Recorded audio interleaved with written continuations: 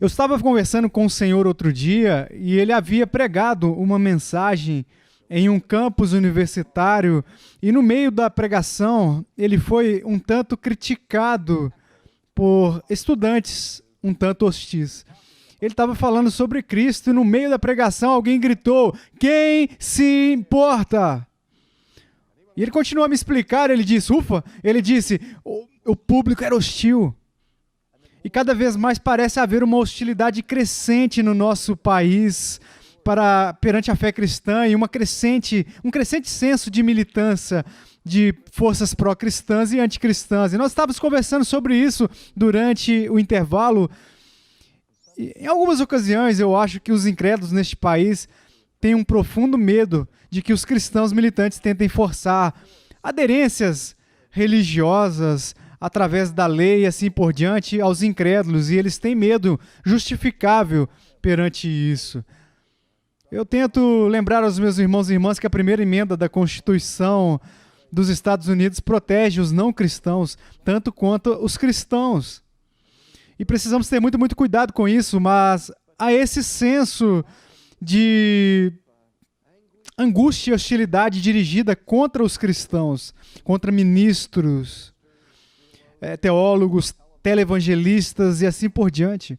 Mas no meio de tudo isso, o que eu acho que é extremamente raro, alguém que critique publicamente a integridade de Jesus. Eu acho, por exemplo, em um comentário que George Bernard Shaw fez uma vez, onde ele estava sendo crítico de Jesus. Ele não era cristão. E Shaw disse sobre Jesus, quando ele criticou o seu comportamento, ele disse: houve momentos em que Jesus não se comportava como um cristão. Eu pensei que havia alguma ironia nisso, que quando George queria criticar Jesus, ele não conseguia pensar em um padrão moral mais alto para criticá-lo do que o padrão do próprio Cristo. E como eu disse, quando eu encontrava bolsões de hostilidade real dirigidos contra mim, contra a igreja, contra a história da influência cristã, no entanto, há um tipo de restrição sobre Jesus. Que isso, de todos os seres humanos que já viveram, eu duvido que já houve um ser humano que gerou tamanho respeito assim, no universo por sua integridade do que Jesus de Nazaré.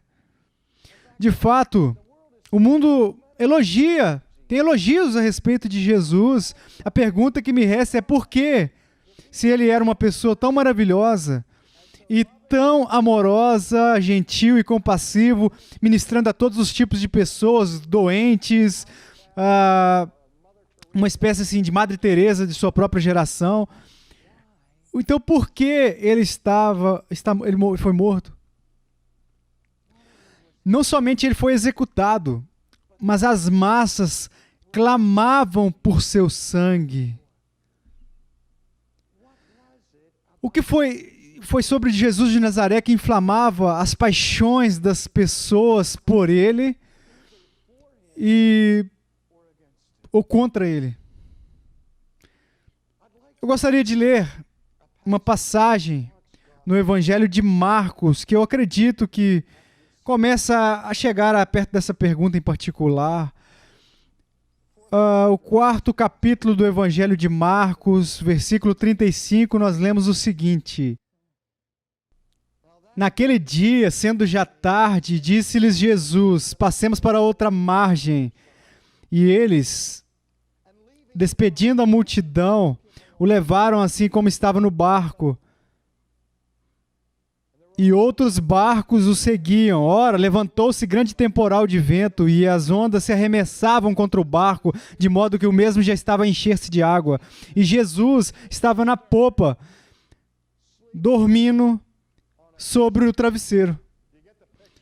Você percebe o cenário? Isso estava ocorrendo lá no Mar da Galileia, que ele é um pouco um fenômeno, ele tem um fenômeno topográfico anômalo na Palestina por causa do túnel. É um túnel de vento que existe lá entre o deserto da Transjordânia e o mar Mediterrâneo. Então, o que acontece nessa situação geográfica é uma espécie de túnel de vento que visa o mar da Galileia.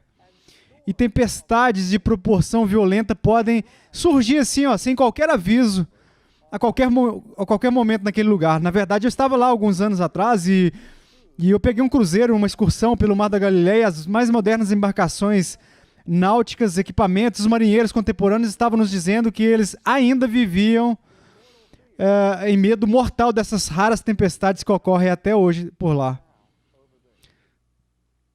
Bem, aqui os discípulos eram pescadores experientes.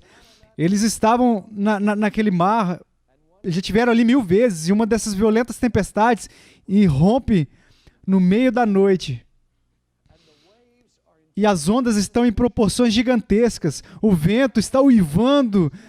E a cada segundo o barco está em perigo iminente de emborcar e matar os pescadores. E todos, enquanto isso, Jesus está dormindo no barco. Eu odeio pessoas assim. Eu já os vi em aviões. Eu estive em aviões onde as aeromoças estavam gritando em pânico. Onde o avião estava caindo a 1000 pés de cada vez em turbulência violenta. E o cara do meu lado estava dormindo profundamente. E eu queria sacudir ele e dizer: o que é isso? Você é um calvinista ou algo assim? Qual o problema com você? Você não percebe que estamos prontos para cair a qualquer momento? Essas pessoas têm essa calma, elas têm essa tranquilidade de espírito, elas dormem de qualquer maneira. Bem, este é Jesus profundamente adormecido na parte de trás do barco. Agora a Bíblia diz algo fascinante aqui. Diz que os discípulos estavam com medo. Agora não há nada particularmente fascinante nisso. Mas eu quero aplicar isso aqui a alguma coisa. Quando eu estava ensinando lá no seminário, em anos atrás na Filadélfia, eu ministrei um curso sobre ateísmo acadêmico, onde os alunos eram obrigados a ler as fontes primárias, os escritos das mais articuladas a histórias de ateus ocidentais. Eu fiz os alunos lerem as objeções de David Hume e de John Stott. Eu fiz os alunos lerem os trabalhos de Nietzsche e de Feuerbach.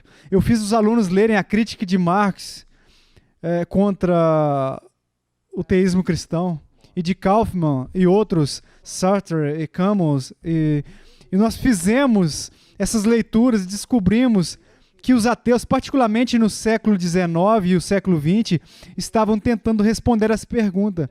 Nós sabemos, eles disseram, que Deus não existe, mas o problema que ainda nos incomoda é que, apesar de estarmos convencidos de que Deus não existe, por que a humanidade parece ser homo-religioso incurável, e por isso que todos os lugares que nós vamos, encontramos pessoas dedicando-se a buscar a religião. Marilyn Murray respondeu essa pergunta. Ela disse isso porque as massas simplesmente são dadas à superstição e eles não estão pensando criticamente sobre isso, e nós precisamos educar ainda mais as pessoas. Mas pessoas como Freud, Marx, Feuerbach e Nietzsche queriam uma explicação mais sólida. Então, eles concordaram sobre isso, assim, que a religião emerge historicamente do campo psicológico das necessidades das pessoas, por fragilidade humana do homem. A única coisa que todos compartilhamos é a nossa mortalidade. E assim como Freud sugeriu e Marx apoiou essa noção, era que todo ser humano tem um medo embutido das forças naturais que ameaçam as nossas vidas. E o que aconteceu historicamente foi que as pessoas começaram a inventar religiões onde o primeiro passo no processo evolutivo foi impor a ideia de uma vida com uma alma dentro dessas forças, para que houvesse um Deus na tempestade, um Deus no terremoto, um Deus na pestilência. Freud disse que o primeiro passo foi a personalização da natureza. Por quê? Uma teoria muito, muito fascinante.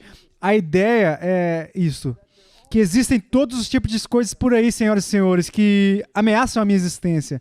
Câncer, incêndios, inundações, guerra, outras pessoas, mas eu tenho aprendido como ser humano como sobreviver, pelo menos até agora, à hostilidade de outras pessoas. Quando você vem para mim, está rangendo os dentes, está com raiva, ou você está pegando uma arma, eu aprendi a lidar com isso.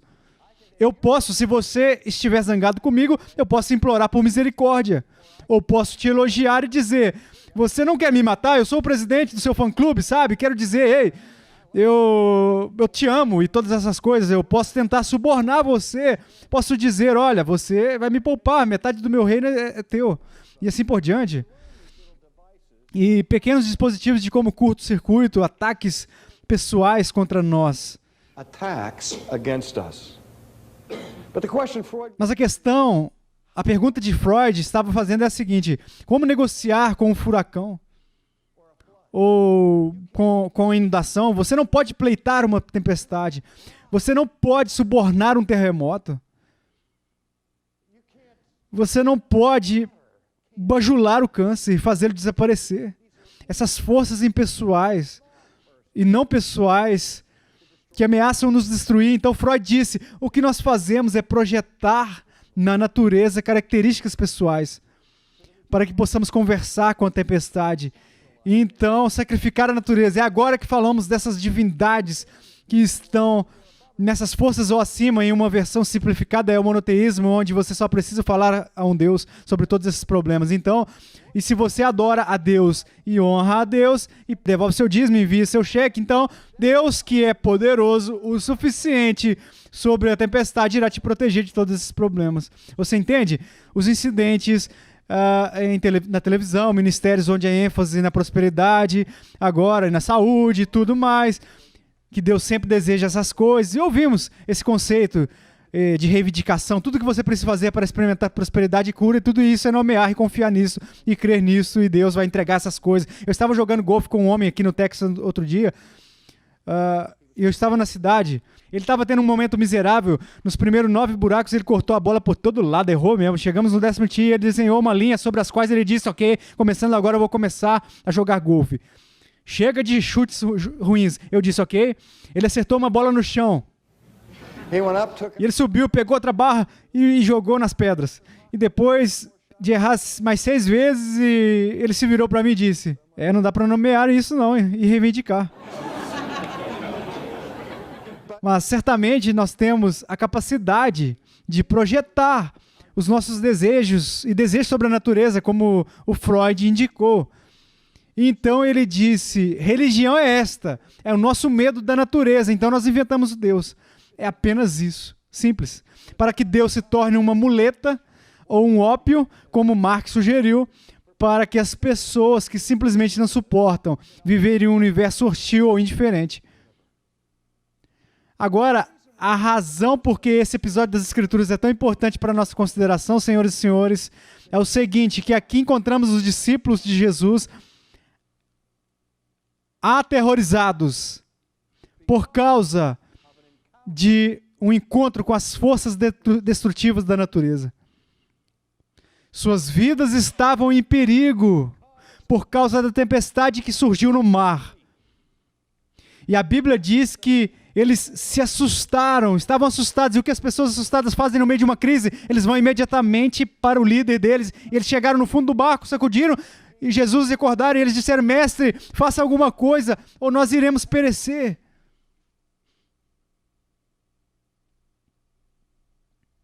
O que ele fez? Ele olhou ao redor e avaliou a situação. Então o Senhor Deus, encarnado, o Criador do céu e da terra, emitiu um comando verbal, não aos homens, mas aos impessoais, as impessoais forças da natureza. Ele se dirigiu ao mar e ao vento e ordenou em voz alta, paz, fique quieto. Instantaneamente a resposta do cosmos, em obediência, ficou quieto o lugar, e o mar se tornou como um vidro, e o vento ficou tão quieto que não havia nada no ar. Agora, o que chamou a minha atenção a respeito dessa narrativa é a próxima parte. Qual é a resposta dos discípulos quando Jesus remove a clara e ameaça atual da natureza? Diz que eles jogam seus paletós para o ar e se regozijam e diz: nós sabíamos que o Senhor faria isso. Não. O texto nos diz que naquele momento eles ficaram com muito medo. Isto é, ao invés de ter o medo deles ali amenizado e melhorado, acalmado, o medo deles agora se intensificou. A coisa que Freud não entendeu é que, senhoras e senhores, há algo dentro do coração humano que nós tememos mais do que qualquer uma das forças impessoais da natureza, e que é o poder e a presença de uma pessoa que é santa.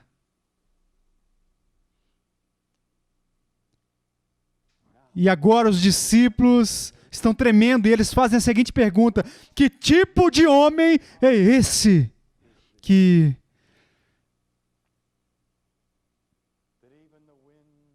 até os ventos e o mar lhe obedecem? Vocês se lembram de uma sessão anterior que eu falei sobre xenofobia?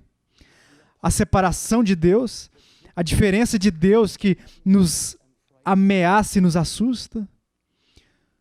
Os discípulos disseram: espere um pouco, acabamos de testemunhar uma exibição de um tipo de humanidade com a qual não estamos familiarizados.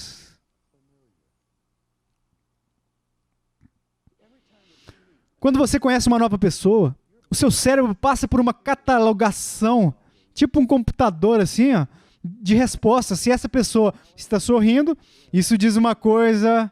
Se essa pessoa está irada, se franzindo a testa, isso diz outra coisa. E se pessoas altas, nós temos todas essas categorias e catálogos que usamos de nossa experiência como seres humanos. E aprendemos a estar com outras pessoas por intermédio da nossa experiência. Alguns anos atrás, houve um movimento aqui nesse país, foi uma terapia.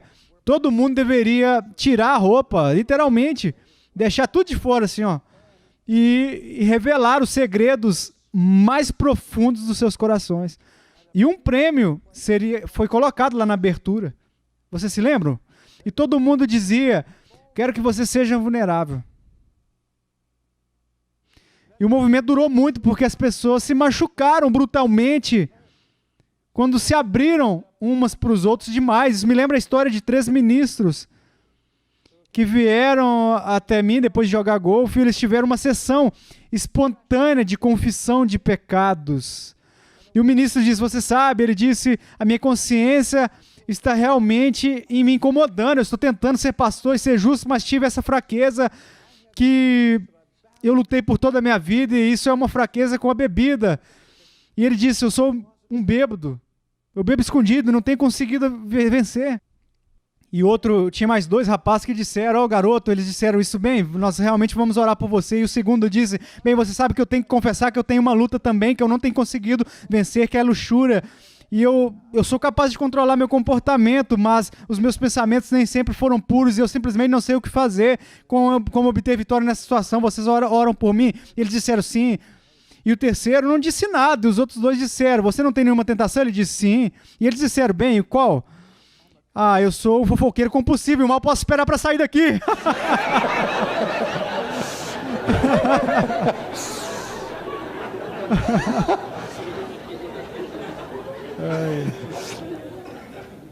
Então, assim, você pode ser vulnerável. Quer dizer, a razão pela qual estamos tão fechados e tão cuidadosos por não revelar tudo sobre nós mesmos para todas as pessoas que aparecem é que todas as pessoas que estão aqui no salão têm um segredo, onde você derramou seu coração e sua alma para alguém, e eles pisaram na sua alma. Isso acontece 2 ou 3 vezes já com cada ser humano, e aprendemos a vestir uma armadura, não é?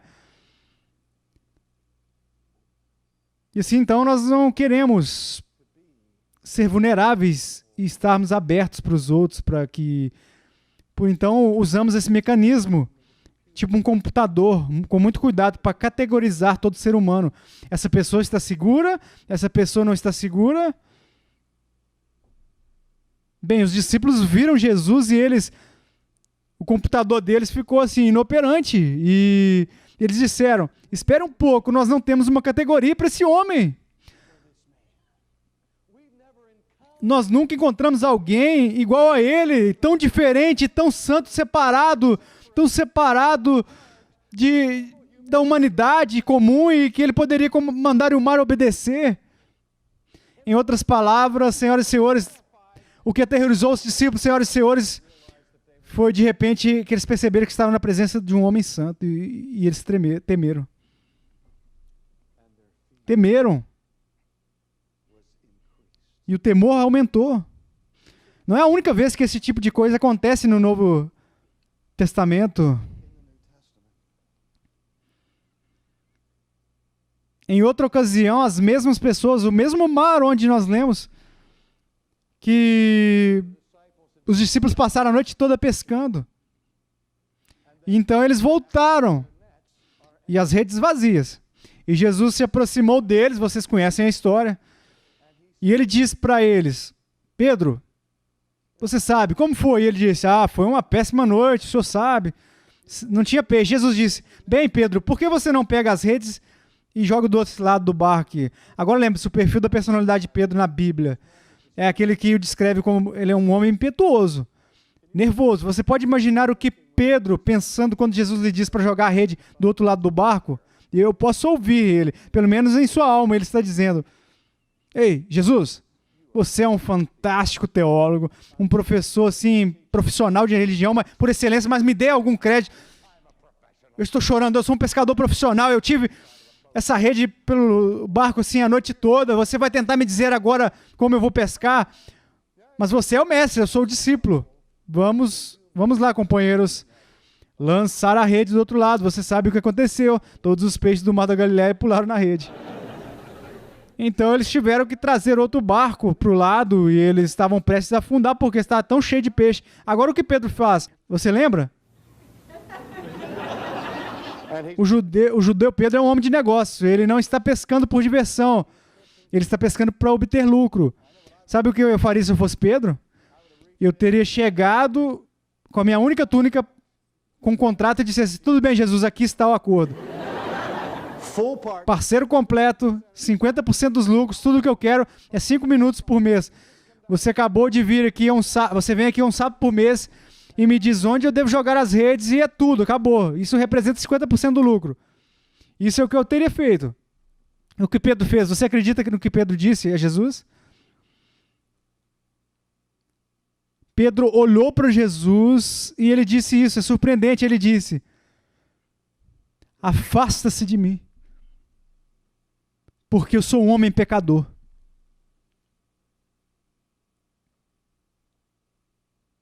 Pedro disse, Jesus, por favor, vá embora.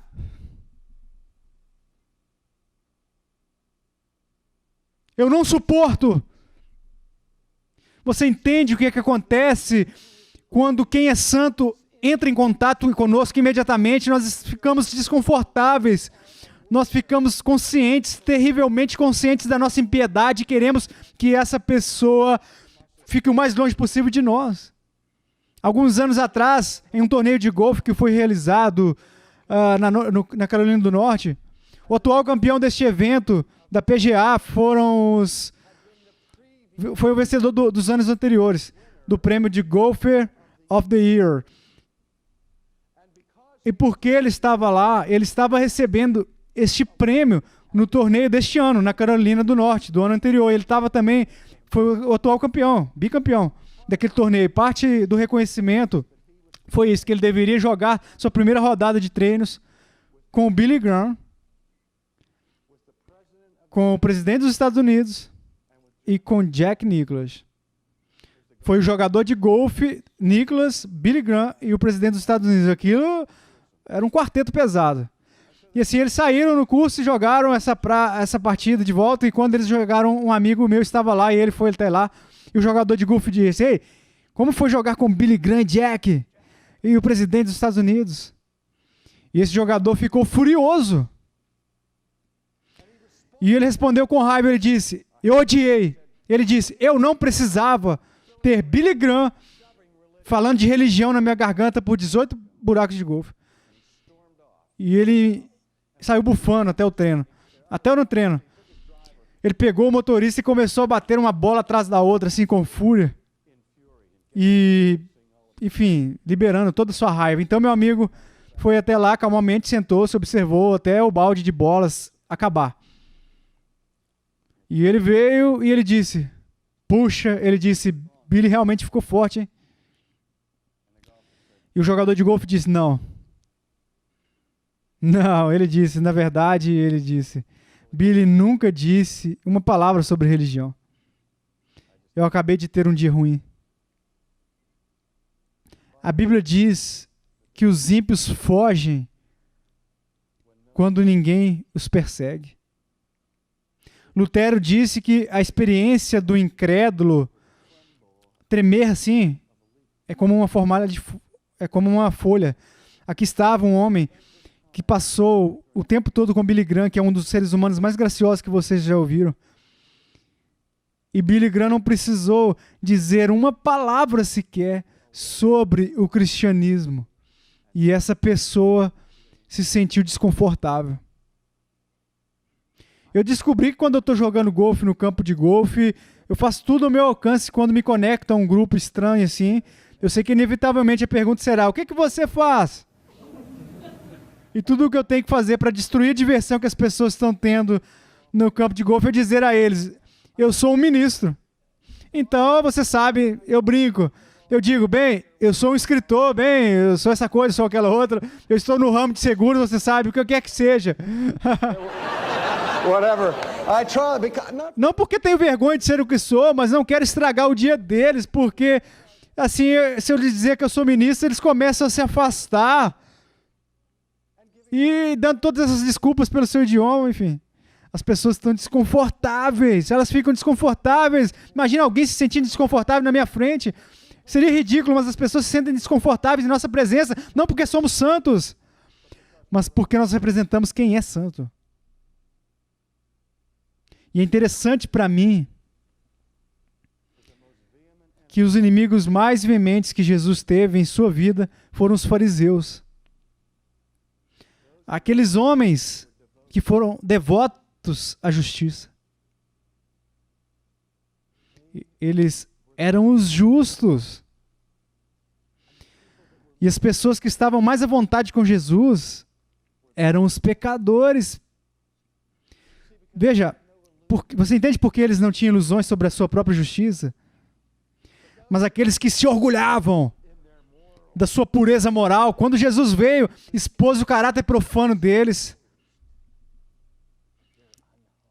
Porque eles não tinham um caráter. Então, quando a luz chega, as trevas não podem ficar em sua presença. Bem, você sabe, quando Pedro disse a Jesus, por favor, se afaste. Jesus não foi para casa. Jesus foi para a casa de Pedro. Tudo levou alegria eterna. Jesus poderia não ter aceito o convite, mas Jesus disse, Pedro, vem cá. Vem aqui até mim. Você está sobrecarregado. Está cansado. E eu venho te dar paz. Veja, senhores e senhores, o segredo mais bem guardado do mundo todo e bem conservado, mas é uma coisa horrível que tenha sido mantido, é que somos convidados a ir à presença de um Deus santo. Sorcery disse em seus escritos de que a última coisa que ele queria fazer era ser submetido a olhar incessantemente a um Deus santo, e ainda Davi, depois de ter sido submetido ao escrutínio de Deus, disse, ó Deus, ó Senhor, me sonda-me e me conheça. O segredo do cristão carrega com ele é o conhecimento que este é o único lugar onde nós podemos de fato ser vulneráveis. O único lugar onde podemos nos sentir confortáveis, o único lugar onde podemos estar nus, sem medo, é na presença de Cristo. Nós devemos entender que, embora tenhamos essa antipatia e o medo interno em relação ao santo, e mesmo que reconheçamos que somos profanos em Cristo, senhoras e senhores, somos bem-vindos. Os primeiros frutos, o apóstolo nos diz, de uma justificação assim da pessoa, são essas duas coisas: paz com Deus e acesso à sua presença. Eu tenho certeza de que há pessoas nesse salão aqui agora, e quem vai assistir essa série, que não tem paz com Deus, que ainda está dizendo, como Pedro: por favor, Jesus, se afaste, você me deixa desconfortável. E eu te digo, eu imploro, se você estiver me ouvindo, assistindo essa série a respeito do caráter de Deus, você considera algumas coisas. Primeiro, que nunca há escapatória possível da santidade de Deus. Você terá que lidar com isso, agora ou em algum momento. Então, eu imploro a você que agora você conserte sua vida. Que você entenda que existe uma justiça que Deus proveu para você em Cristo, que não é sua justiça, é uma justiça de Cristo, de algo que vem do além. A justiça de Cristo que é oferecida gratuitamente para você se submeter ao senhorio de Cristo. Tudo que Ele tem e tudo que Ele fez torna-se seu. E as piores tempestades da ira divina que você pode imaginar são silenciadas para sempre. E Deus declara a paz. E você experimentará a experiência de Isaías, quando ele conheceu a palavra de Deus e disse: Deus disse, eis que a tua culpa foi tirada. Ser cristão é ser perdoado. A essência da fé cristã é a graça. A essência da ética cristã não é arrogância, mas gratidão. E perdoar uns aos outros. Você é incrédulo se nos apresentarmos a você como justos, porque eu garanto que não há cristão nessa sala que seja justo em si mesmo. Mas se acerte agora. Agora. E sempre. Vamos orar. Pai, nos perdoe por fugir da sua presença de forma aterrorizante. Pai, nos perdoe por participarmos da hostilidade em relação ao Senhor. Pai, nos cubra com a justiça de Cristo. Que uma vez em nossas vidas possamos estar à vontade em sua presença. Pois pedimos em nome de Jesus. Amém.